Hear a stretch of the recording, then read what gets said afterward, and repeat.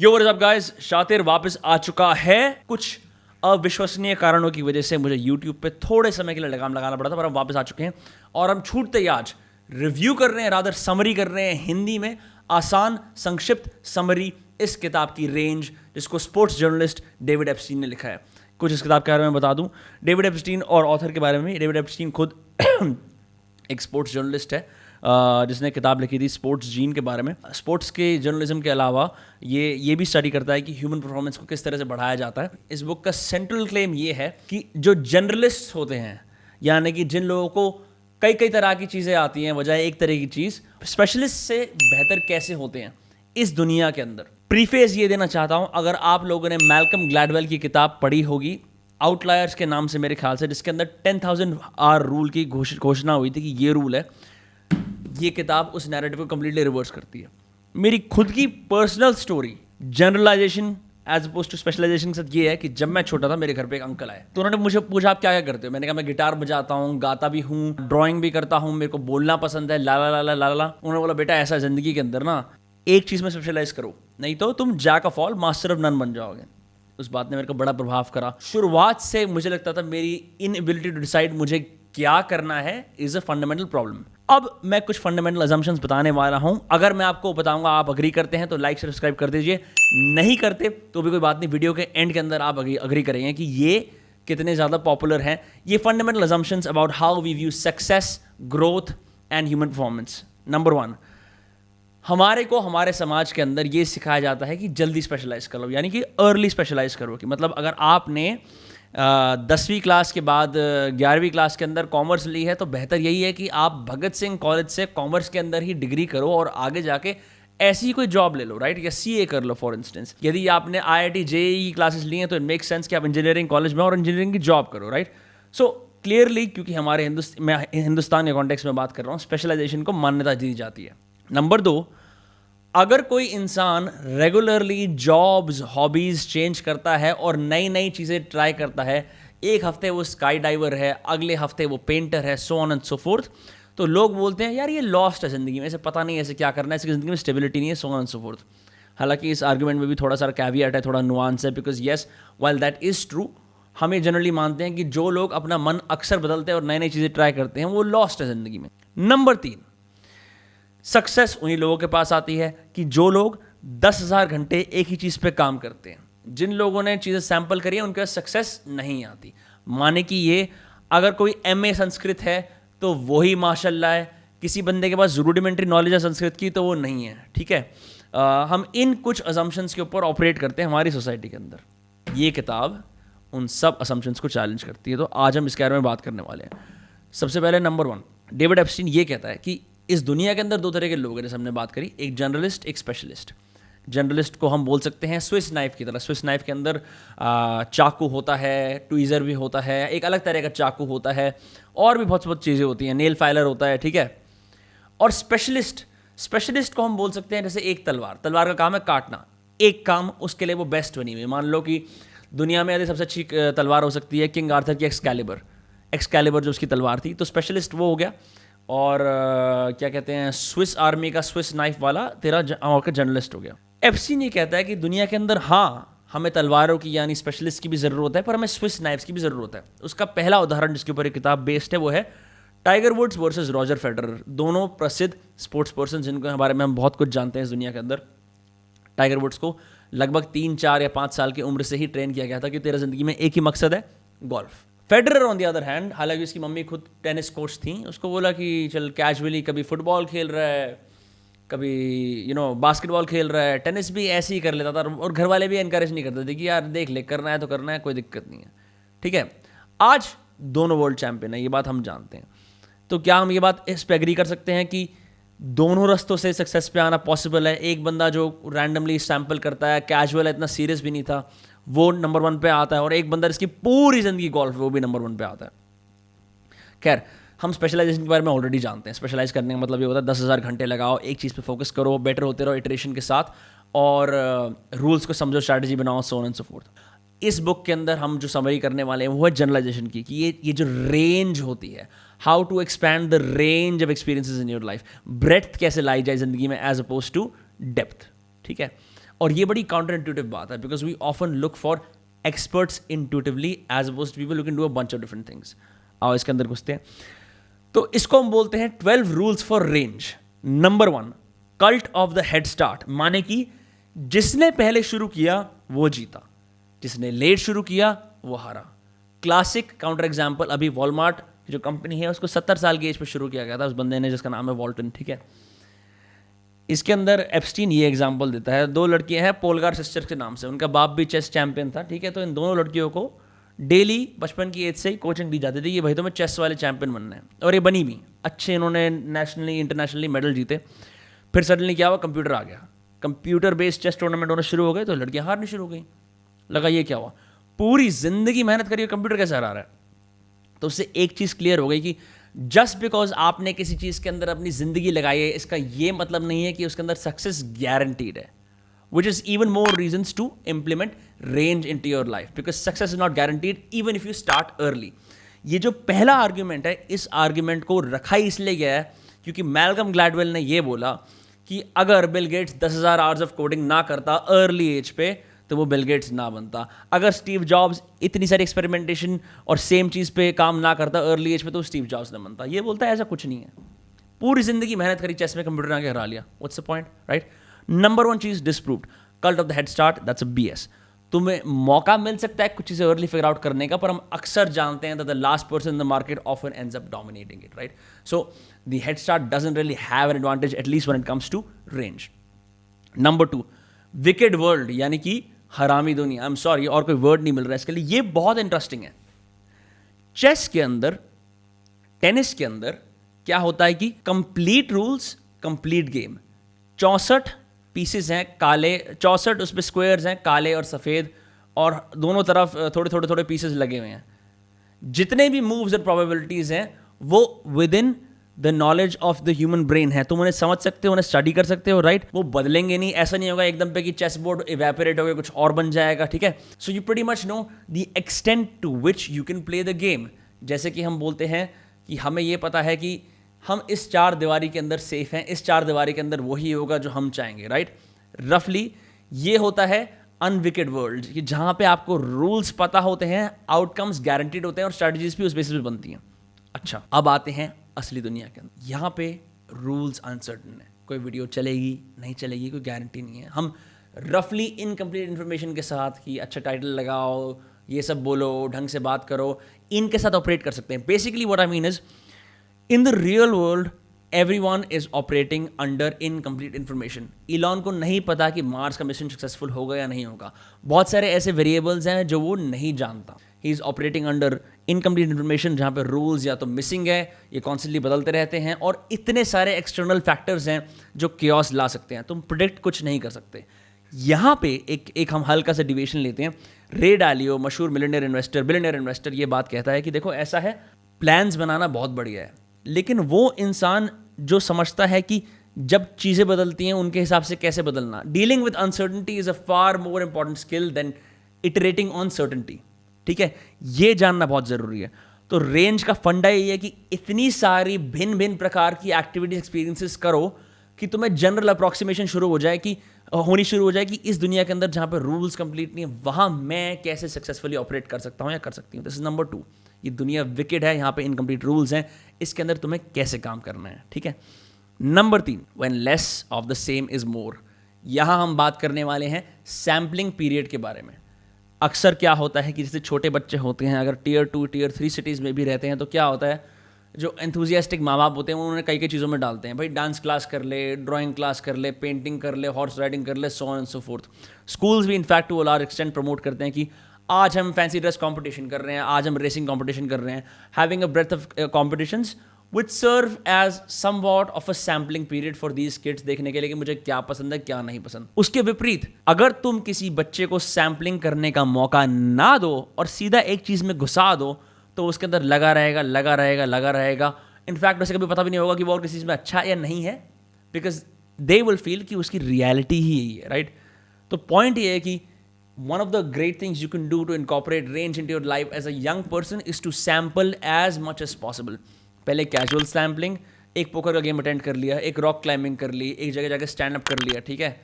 और इवेंचुअली देखा, तुमने उसे टेस्ट करा, फीडबैक लिया, रियलाइज करा कि क्या this is something I wanna possibly pursue more, और like this is something that just a hobby, या फिर मेरे इंटरेस्ट भी नहीं है. क्लासिक एग्जाम्पल, लॉकडाउन में मैंने बहुत साइकिलिंग और बहुत रॉक क्लाइंबिंग करी. मतलब मेरा रॉक क्लाइंबिंग और साइकिलिंग का पारा था 9, अब 5 है. अब और चीज़ों का पारा आ गया.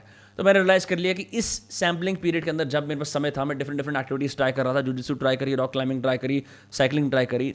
इन सब में 7, 8, 5 मेरी डिग्री ऑफ एंगेजमेंट आई. पर दैट्स फाइन. मतलब I am not compelled to मेरे को इसमें ही घुसना है बिकॉज मैं घुस गया, राइट.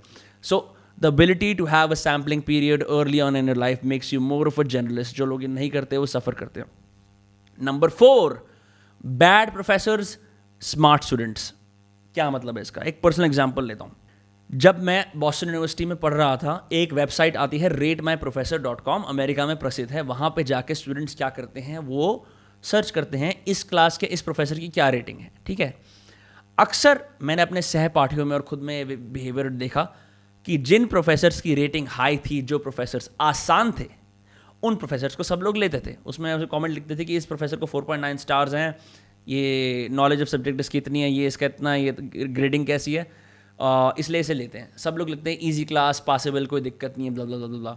यूनिवर्सिटी के कुछ समय मैंने इस तरह के प्रोफेसर्स लिए. सही बता रहा हूँ, बड़े अच्छे, मजाकिया, रिलैक्स, इजी गोइंग प्रोफेसर्स थे, आसान क्लासेस थी, मज़ा आया. मैंने कहा वाओ.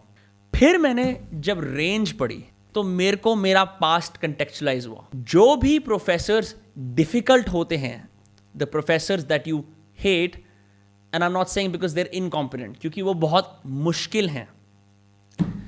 एप्स्टीन ने जो रिसर्च करी ये बताया कि जिन स्टूडेंट्स ने कंप्लेन करा कि ये क्लासेस बड़ी मुश्किल थी, यहाँ उन्हें C मिला या D मिला उन क्लासेस के अंदर, आगे जाके उन्हीं क्लासेस में, उन्हीं सब्जेक्ट्स में उन स्टूडेंट्स ने महारत हासिल करी.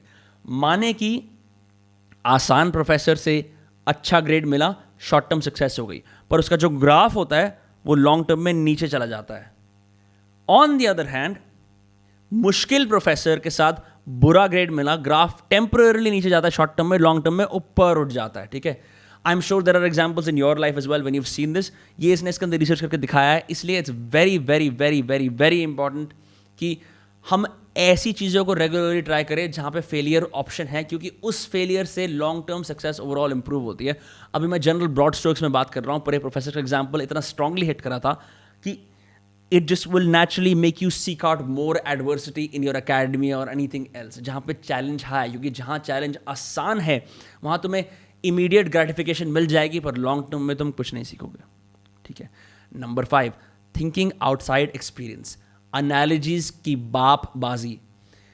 एनालॉजी क्या होती है? अगर तुमने मेरे वीडियोस देखे होंगे, मैं अक्सर बोलता हूँ ये बिल्कुल उसकी तरह है, या ये बिल्कुल इस चीज़ की तरह है. हम अक्सर बोलते हैं प्लेन चिड़िया की तरह उड़ता है. Not everyone is equipped to think analogically. और एनालॉजीज का बाप कौन है? Johannes Kepler. केपलर वो बंदा था जिसने डिस्प्रूव करा कि भाई सुनो, ऐसा है, ये इन प्लैनेट्स के अंदर कोई सोल्स वोल्स नहीं है, ये एक्चुअली सारे प्लैनेट्स सन के आसपास रिवॉल्व करते हैं और ऑर्बिट और रिवॉल्व रोटेट करते हैं और ऑर्बिट पे चलते हैं. कैसे करा? उसने रियलाइज करा कि there is nothing in the world that helps me explain, जो अभी प्लेटो और एरिस्टोटल ने लॉजिक दे रखा है कि इन प्लैनेट्स के अंदर ये प्लैनेट्स हेवनली बॉडीज हैं जो हेवनली फोर्सेस से मूव करती हैं, ला ला ला ला. उसने एनालिसिस बनानी शुरू कर दी. उसने मैग्नेटिज्म स्टडी करा, बोला कि अच्छा शायद ये प्लैनेट्स मैग्नेट की तरह सन के पास आते हैं, तो फिर ये चिपकते क्यों नहीं, right. So what he was constantly doing is finding analogies in the world that help him explain the problem he was on. ठीक है. बड़ी सिंपल सी बात है. एक और इसमें एप्स्टीन ने रिसर्च दिखाया कि अक्सर क्या होता है, अगर तुम बिल्डिंग एक्सपर्ट्स को बोलो कि भाई इस प्रोजेक्ट के अंदर कितने पैसे लगेंगे, तो वो तुम्हें बोलेंगे कि इसके अंदर 20,000 लगेंगे. फिर जब रिजल्ट आता है तो 1 लाख लग गए. ये कैसे हुआ? ये ऐसे हुआ कि जो स्पेशलिस्ट थे उनको अपने फील्ड के प्रोजेक्ट की इतनी ज़्यादा आदत पड़ चुकी थी कि they could not think straight, so they always underestimate the money to take to build something. Eventually उन्होंने रियलाइज करा नहीं, ऐसा नहीं है. So they started to borrow analogies from other fields. अगर इस डैम को बनाने के इतने पैसे लगते थे तो इस बिल्डिंग को बनाने के कितने पैसे लगेंगे. I know this is a complex example, but my point is कि अगर कोई इंसान तुमसे ऐसे बोलता है अच्छा ये उस चीज़ की तरह है ना कि जहाँ पे तुम A+B करते हो, तो तुम बोलो हाँ, because what that person is often doing is instead of trying to delve deep into your field, which they have no context of, they're trying to approximate what you mean by using analogies from their own life. So it's very important कि हम analogical thinking develop करें. That is one of the first key things to understand about range.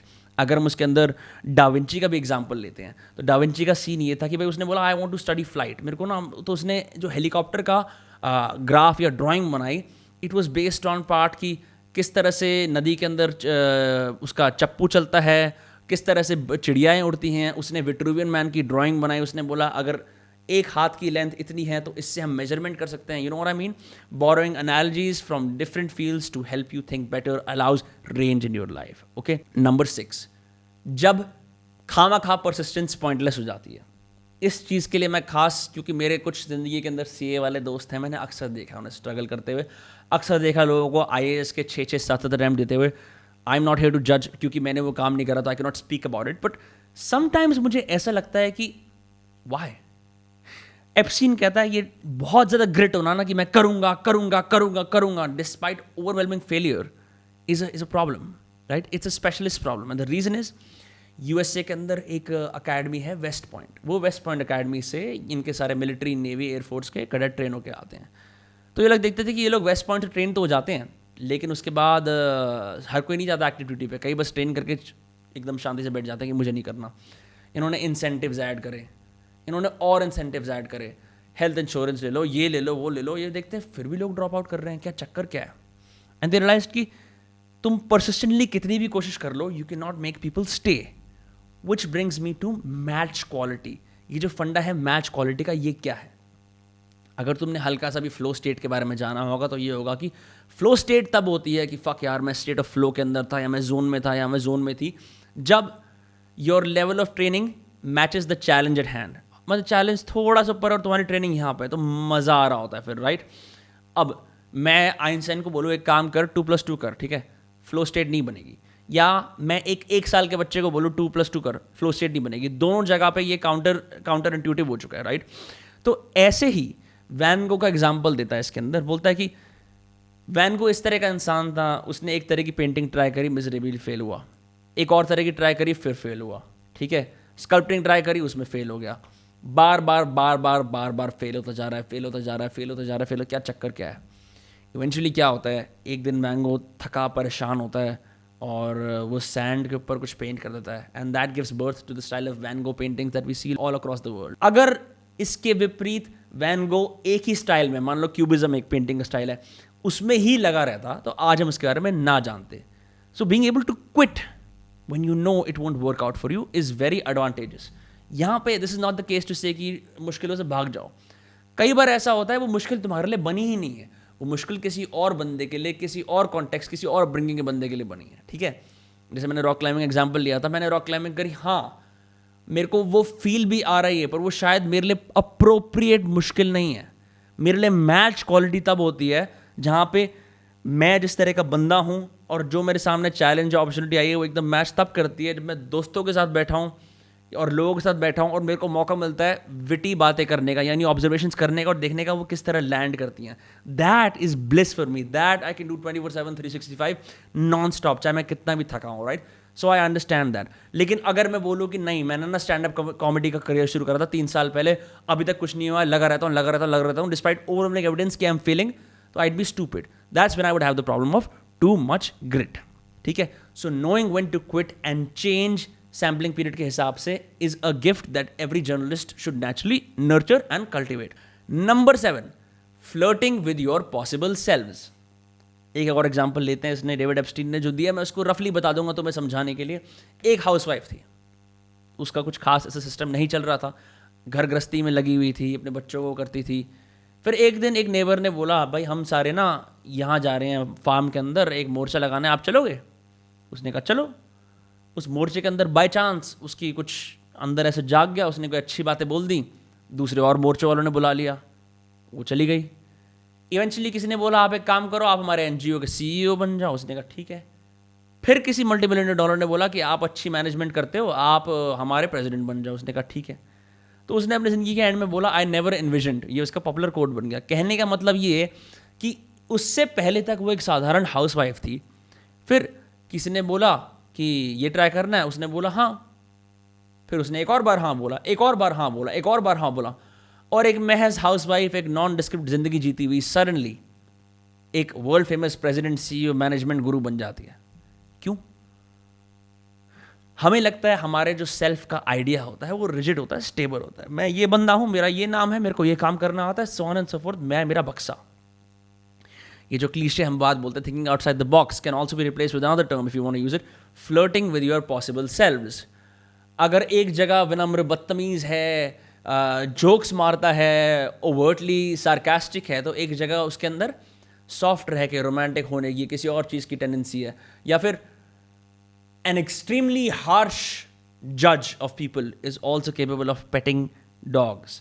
या तुम कभी सोचोगे नहीं पर एक कार मैकेनिक बहुत अच्छे पत्ते फूल उगा सकता है। माई पॉइंट इज कि जब तक हम अपने बक्से से बाहर नहीं निकलेंगे और ऐसी चीज़ों को हाँ नहीं बोलेंगे जो हमारे एक्सपीरियंस से बाहर हैं, हम अपने बक्से में कैद रहेंगे और हमारा आइडिया रिजिड हो जाएगा और हमारे पे ही भारी पड़ जाएगा। इसलिए it's very important to flirt with your possible selves. Classic example लेते हैं।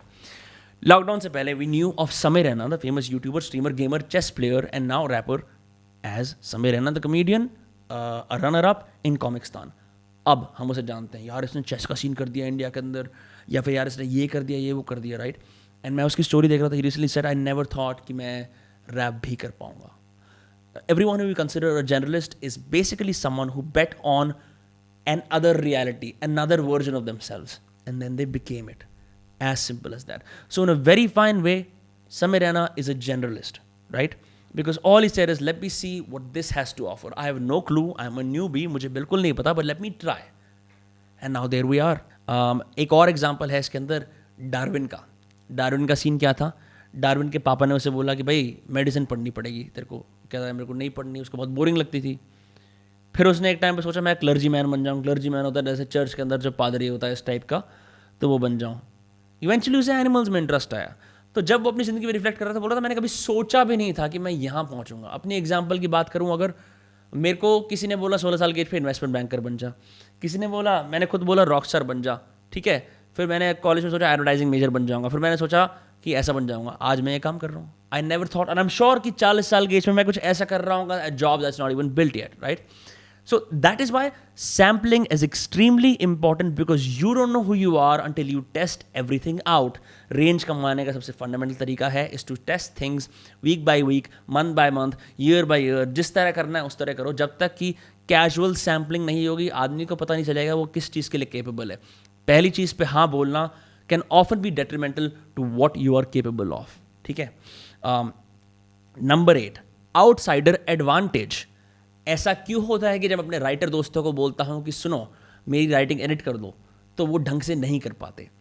ऐसा क्यों होता है कि जब सारे के सारे बंदे जो एक चीज़ में स्पेशलाइज करते हैं, उन्हें किसी प्रॉब्लम का सोल्यूशन देने के लिए आते हैं तो वो और गुड़ गोबर कर देते हैं? Why does it happen?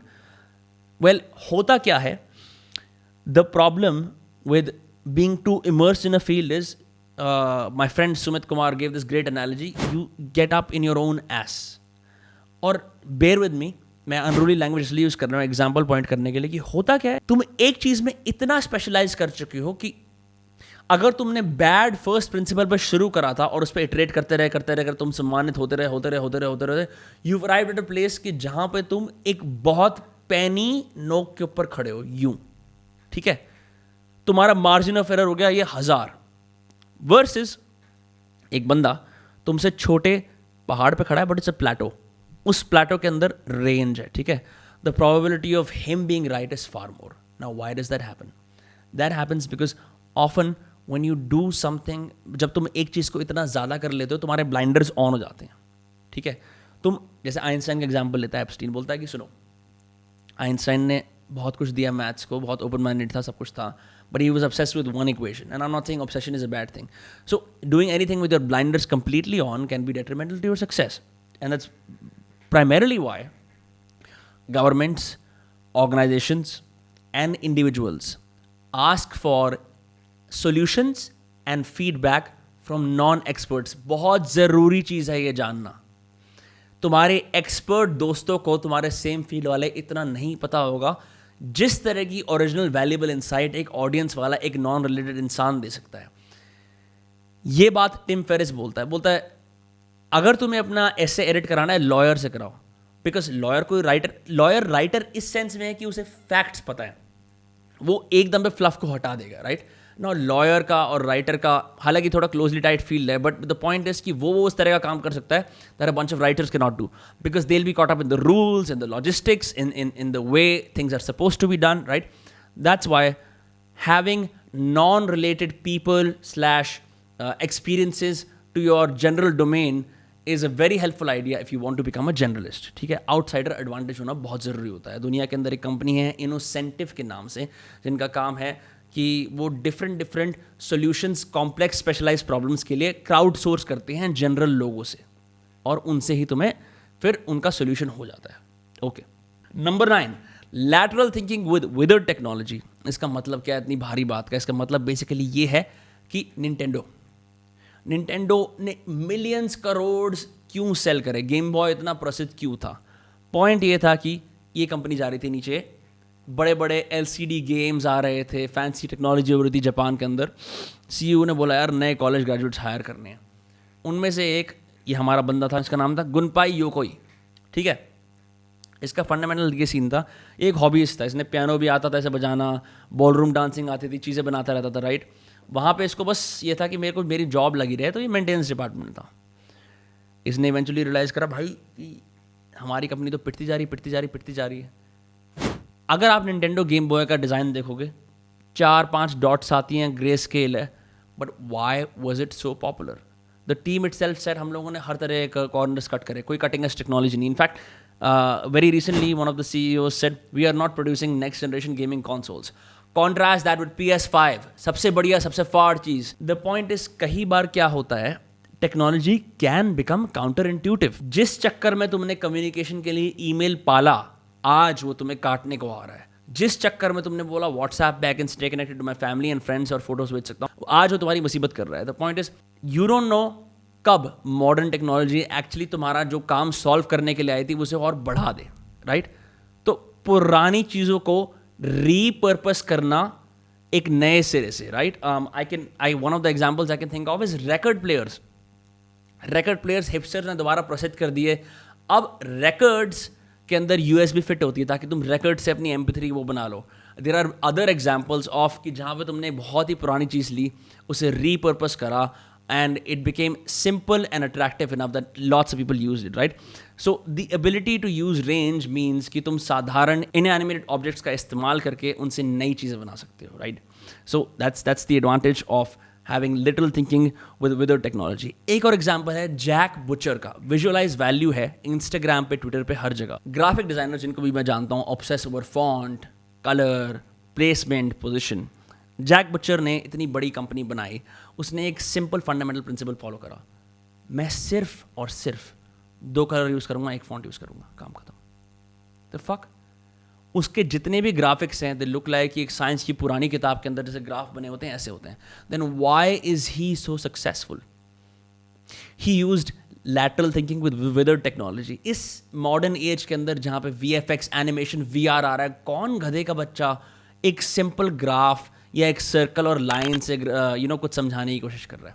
That's exactly what it did, right? So बहुत सारी हमारी दुनिया के अंदर ऐसी पुरानी चीज़ें जिनको हम देख भी नहीं रहे, जिनको अगर हम रीपर्पस करेंगे, we can create something entirely new and add range to our life and range to the rest of the world as well. Number 10, average expert है. मेरे कहने का मतलब ये, हमेशा हमारे न्यूज़ चैनल्स के अंदर भिन्न भिन्न प्रकार के एक्सपर्ट्स को बुलाते हैं. भाई इन्होंने इसके अंदर PPHD कर रखी है, या ये कर रखा है, वो कर रहा है, ये बताएंगे. Experts fundamentally are very bad at forecasting. ये बात फिलिप टेटलॉक ने अपनी किताब सुपर फोरकास्टिंग के अंदर कही है. क्योंकि क्या होता है, जब आपसे आपके ओपिनियंस को लिया जाता है बार बार, और आपके अलावा और कोई और नहीं है, since there is no one to correct you, the chances of you being wrong multiply, snowball. ठीक है? एंड बिकॉज तुम एक ही फील्ड के अंदर घुसे हुए हो, तुम्हें लगता है कि यार हाँ ये सही है. जैसे कि एक अकेडमिक जो राइटिंग का कोर्स दे रहा है, उसने 1980 से ना इंटरनेट देखा है, ना अपने आप को अपडेट करा है, पर हाँ उसको फलाना फेलोशिप मिल रखी है, टेन्योर मिल रखा है, और उसकी सारे लल्लो चप्पो करते हैं कि आप बहुत बढ़िया हो, तो उसे लगता है he is fantastic. And when actually he has to have skin in the game, जब कहीं जाके let's say he is invited to a tech writing conference, he will fall flat on his feet because his methods have gone out the window. That's why expert बंदा अपने experience के बाहर नहीं दे सकता, जो पहले एनालॉजी यूज़ करी थी। हियर अच्छे जजेस, अच्छे फोरकास्टर्स, अच्छे वो लोग हैं जो रेगुलरली अपने एक्सपीरियंसेस को अपडेट करते हैं। जब इंसान एक वेजिटेरियन घर में रहता है और फिर वो कोई ऐसी जगह ट्रैवल करता है जहाँ सिर्फ नॉनवेज खाते हैं, पहले उसे जनरली दिक्कत होगी, पर वो स्मार्ट और क्लोज माइंडेड नहीं होगा। अगर वो स्मार्ट होगा और क्लोज माइंडेड नहीं होगा, वो बात समझ जाएगा कि सुनो ऐसा है, दुनिया में जीने के एक से ज़्यादा तरीके हैं और सारे चलते हैं। So I have to update my beliefs. मेरा dogma is standing in the way of my progress. Since I am so obsessed with being right, मैं भूल गया हूँ कि बहुत सारे लोग राइट हैं। मैं अपनी पर्सनल यहाँ पे एनालॉजी यूज़ कर रहा हूँ। पर्सपेक्टिव एक छोटा सा पाए का पीस होता है, पूरा पाए होता है सच। जिंदगी में हमारा मकसद ये है कि हम मल्टीपल पर्सपेक्टिव्स एक्वायर करें ताकि हम as close to completing the pie as possible हो जाएं। ठीक है, that is why we should regularly update our beliefs. ऐसे रेंज आती है। Number 11, learning to drop your familiar tools, यानी कि अडेप्टेबल कैसे रहें, क्यों रहें। और सबसे पहला एग्जाम्पल, इस दुनिया के अंदर कोरोना से पहले कितने सारे ऐसे लोग थे जिन्होंने ये बोला था कि भाई ऐसा है, हम तो जो है ऑनलाइन वाला काम नहीं करते, हम तो भाई फेस टू फेस करते हैं। क्या हुआ? सीखा ना सबने जूम।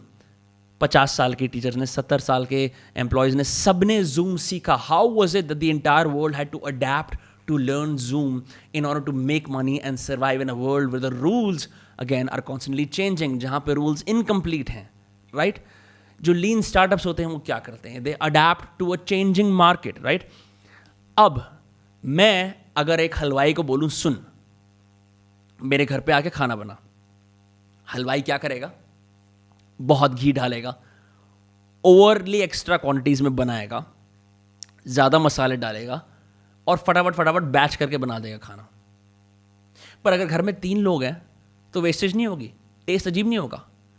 उस हलवाई को ये समझना चाहिए कि सुनो भाई, मैं अब घर के लिए खाना बना रहा हूँ, यहाँ पे बैंड बाजा ब्राइड नहीं आ रखे, यहाँ कुछ ही लोग हैं, मैं यहाँ पे पर्सनलाइजेशन कर सकता हूँ, कम क्वांटिटी बना सकता हूँ, साधारण सिंपल सस्टेनेबल खाना बना सकता हूँ, मैं क्यों पॉम्प एंड शो वाला खाना बना रहा हूँ, राइट? सो उसके अंदर हलवाई को सीखना है कि how can I drop my familiar tools when the situation has changed. And we all saw Covid के बाद सिचुएशन बदल गई। हाँ, लोगों से मिलना इस तरह से खत्म हो गया, अब ऑनलाइन है सब कुछ, सारे पॉडकास्ट कर लिए हम लोगों ने online, right? Familiar tools drop करने पड़े, जो आज तक नहीं करा वो करना पड़ा। Another example, an example that Epstein uses in the book is NASA का स्पेस शटल चैलेंजर। आप सभी शायद नहीं जानते होंगे, फट गया था वो, टेक्निकल एरर आ कुछ भी आगे फट गया। क्यों फटा? फटा इसलिए क्योंकि नासा की पॉलिसी है, भैया हम तो डेटा पे विश्वास करते हैं। लिटरली ये कोट है, in God we trust, all others bring data. What that means is तुम्हारे क्वालिटेटिव आर्ग्यूमेंट, ओपिनियन की कोई जगह नहीं है। Give me cold hard facts और get the fuck out. That led to the crash of this space shuttle. क्यों?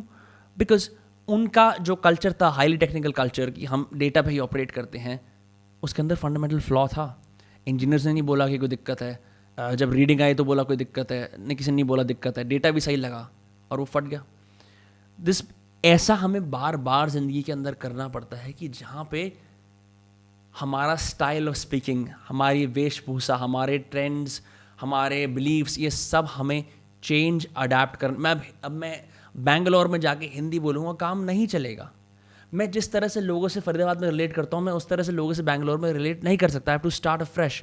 Realising that is also a way to add range in to your life. Range ऐसे आती है जब तुम regularly बोलते हो कि सुनो ऐसा है। तुमने कभी अगर गेम खेला होगा, राइट, फॉर इंस्टेंस, अगर तुम एरियल कॉम्बैट कर रहे हो, तुमने देखा होगा कॉल ऑफ ड्यूटी ये गेम्स के अंदर वेपन्स दूसरे आते हैं। अगर तुम एम्बुश कर रहे हो, सिर्फ चाकू और एक छोटी गन होगी, राइट? अगर तुम प्रॉपर स्ट्रेट अटैक वाले मिशन में जा रहे हो तो बड़ी आर्टिलरी गन मिलेगी। वाई? तुम कॉन्स्टेंटली फैमिलियर टूल्स को ड्रॉप कर रहे हो और नई चीज़ें लेके आ रहे हो, right? Again because the rules are uncertain, you have to constantly adapt. Rule 12, deliberate amateurs. Hobbies को मत छोड़ो। अपनी फ्राइडे नाइट्स को बढ़िया कैसे बनाया जाए, ज़्यादा जाके दारू पी सकते हो या नेटफ्लिक्स देख सकते हो, या फिर ऐसी चीज़ें कर सकते हो which are things that you always curious about. For example, house of cards के अंदर फ्रैंक अंडरवुड पूरे दिन पॉलिटिक्स बाजी करता है, लेकिन रात को आके वो मॉडल फिगर से एक वॉर का सीन डिपिक्ट करता है। क्या मतलब? It's a hobby, right? Now he is not particularly good at it. मैं तो नहीं बोलूँगा कि वो फिगरीन्स का बादशाह है, right? Similarly, I mean, I do different things on different nights, right? I'm not saying I'm the best at them, but what that does is ये जो डाउन टाइम होता है जहाँ पे आदमी non productive, non specialized, inefficient चीज़ें कर रहा होता है। दोस्त की वेट कर ली 1 घंटे, इतने 1 घंटे करते मैंने ये देख लिया इस पार्क के अंदर कितनी गिलहरियाँ हैं क्या है, या फिर आज इस सैटरडे नाइट को हम बैठ के एक वाहियात पिक्चर देखने वाले हैं जिसका कोई सेंस नहीं है, जो टाइम वेस्टर है। पर क्यों? बिकॉज डाउन टाइम के अंदर, कार पूल्स के अंदर, वेट करते हुए, रिलैक्स सोशल सिचुएशंस के अंदर, वहाँ पे ऐसी जगहों के अंदर जहाँ पे तुम हॉबीइस्ट हो, बहुत सारी इनसाइट्स पड़ी हैं, बहुत सारी ऐसी चीज़ें पड़ी हैं which will add range into your life, right? So being able to let go and enjoy every once in a while anything that you're not even familiar with will open far more tools of thinking and success for you than specific, hyper-specific activities dedicated towards success will do. बड़ी simple सी बात है कि दोस्तों Friday night को मज़े करो, रोमांचक चीज़ें करो। अगर तुम्हारा कोई प्रोजेक्ट है उस पर काम करो। जैसे एग्जांपल मैं लेता हूँ अपनी खुद की ज़िंदगी से। मेरे को पसंद है गाने गाना, या फिर गाने सुनना, right? I mean I am just fashion, जैसे कई सारे लोग होते हैं, but I am a bedroom producer. मैं ठीक ठाक कॉर्ड वॉर्ड बना के गाना बजा सकता हूँ। मैं परफेक्ट तो बिल्कुल भी नहीं हूँ, ना मेरे को मास्टरिंग आती, ना मेरे को ये पता है कि सब चीज़ को कैसे सिंक्रोनाइज करना होता है, ना मेरे को ये पता है कि सारे इंस्ट्रूमेंट्स काम भी कैसे करते हैं। थोड़ा सब आता है। पर मैंने कहा चलो ट्राई करते हैं, तो मैं अजीबोगरीब गाने बना लेता हूँ, मुझे मज़े आ जाते हैं। उस चक्कर में it leads to more insights about how other fields work. फंडा ये है ना रेंज का कि तुम एक चीज़ के बारे में थोड़ा सा जानो तो और चीज़ों के बारे में ऑटोमेटिकली एनालॉजी के माध्यम से जानने को मिलता है। ये थे 12 रूल्स रेंज के लिए। मज़ा आ गया। I am glad that we went so deep. If you enjoyed any of this, अगर हल्का सा भी मज़ा आया, कुछ भी समझ में आया, तो मेरे को बताओ, कमेंट्स के अंदर लिख दो क्या बात बढ़िया लगी। And let me know if you would like to do more of this complex book summaries, इसको हम सिंपल हिंदी के माध्यम से ब्रेक डाउन करेंगे। अगर एक टेक अवे बोलूँगा रेंज से, तो वो ये है कि आज घर पे जाके बैठो और सोचो इस बारे में कि मैं अपने आप को कहाँ कहाँ बॉक्सेस में डाल रहा हूँ या डाल रही हूँ, कहाँ कहाँ मैंने ज़िंदगी की लगाम छोड़ दी है, ज़िंदगी में लगाम लगा रखी है, and what are avenues through which I can add range to my life. Whether that is कि एक काम करूँगा मैं, आज मैं I am gonna go cycling, कभी नहीं करता। आज मैं पेन से लिखूंगा, या आज मैं उस दोस्त के पास जाऊंगा जो मेरे को 10 दिन से बोल रहा है कि आज स्पेशल मालाबारी कुजीन खा। Any of those things work, right? If you like this summary and you want to check out और ज़्यादा, read this book. Other resources to check out है, एक बहुत बढ़िया पॉडकास्ट है called The Peter Attia Drive, जिसके अंदर David Epstein खुद आता है और अपनी बुक ब्रेक डाउन करता है। All of these are other resources you can check out. Once again, thank you so much for being on this channel. बहुत मज़ा आया है करके। लाइक शेयर सब्सक्राइब करना बिल्कुल मत भूलना, और भूलना मत मैंने क्या कॉल टू एक्शन दिया। कॉल टू एक्शन ये है, अगर कोई भी बात बढ़िया लगी, if you want to see more of this, let me know in the comments. Shout it out.